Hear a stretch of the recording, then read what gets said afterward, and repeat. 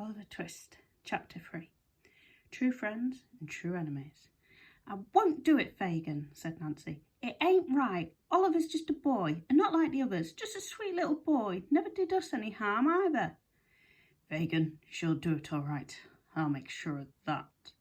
Bill Sikes was with Nancy in Fagin's room, and his tone was menacing. Dodger and the other boys pressed themselves back against the walls of the room, praying that Bill didn't lose his temper. He was a thick-set, dark-haired, mean-looking man, without a trace of human kindness in him. Why Nancy should be in love with him was a mystery to all. "Nancy, my dear," said Fagin, "Oliver knows who we are and where we are, and I don't need to tell you that none of us would fare too well before a judge, now do I?" "That don't mean we should kidnap him," Nancy protested. "Who said anything about kidnapping?" Fagin replied in a soothing tone, rubbing his hands together. "We just need to bring him here so we can talk to him, that's all. And you're the only one he'll trust, my dear. It's been a week now since he went off with that Brownlow gentleman. He's bound to come out of the house sooner or later." "Like I said, Fagin," growled Bill Sikes as Nancy burst into tears, "she'll do it." Oliver had been resting at Mr. Brownlow's house now for several days. A fever had overcome him on the evening after his arrest and trial, and Mr. Brownlow's kindly household keeper, Mrs. Bedwin, had been nursing him back to full strength. Mr. Brownlow himself had kept out of the way, believing that Oliver needed uninterrupted rest, but soon enough the boy was up and about and asking where he was. So it was that 1 week after Oliver's arrival at Mr. Brownlow's house, the two of them sat together for the first time in the old gentleman's study. Oliver soon found that he trusted Mr. Brownlow completely, a feeling he had not experienced before, and he happily poured out the sorry details of his life story, choking on the words as he spoke of his mother. He finished his story and sat back in his chair, and as he did so, his gaze fell on a portrait that hung above the fireplace. Something in Oliver's heart stirred. The woman in the picture was just so beautiful, and her expression was so sad and so kind. At the same moment, Mr. Brownlow made a very curious observation, looking from Oliver's enthralled face to the portrait and back again. "Their features are all but identical," thought Mr. Brownlow. Oliver felt the sudden need for some air. "Might I go for a walk, sir?" The old gentleman coughed and blinked. "Yes, I suppose so. I have a package of books that needs delivering to an address nearby. You can take it if you like. It's only 10 minutes away." "I'd like that very much, sir, thank you." Mr. Brownlow explained where the books were to be delivered to, and Oliver made his way downstairs and out into the street. He walked slowly, still thinking about the woman in the portrait, and paying no real attention to where he was going. "Why, Oliver," said a familiar female voice, "I thought I'd never see you again. Come home to your poor mother this minute." "Nancy!" Oliver exclaimed, confused by what she had said, but happy to see her.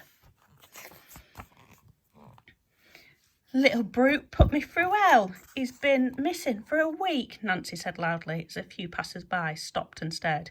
"We thought he'd run away for good." "Nancy? What?" Oliver stammered. Then a rough hand scragged him by the neck as Bill Sikes joined Nancy. "You're coming back home with us, Oliver," Bill growled, "like it or not." Oliver was shaking with terror by the time Bill Sikes shoved him through Fagin's door to the jeers and taunts of Dodger and Charlie. "Oh, Master Oliver," Fagin mocked. "You should have said you were coming, and I'd have cooked something special." Oliver saw the trouble he was in, and with unusual presence of mind, he turned and bolted back out into the street, screaming for help. It was no use. Dodger and Charlie caught him and dragged him back within a minute. Fagin stepped towards Oliver with a large stick and raised it to strike the boy. "Not while I draw breath, you old pig," Nancy shouted. "Ain't it enough I brought him back to you? You leave him alone, or I'll go to the police myself, and we can all hang together."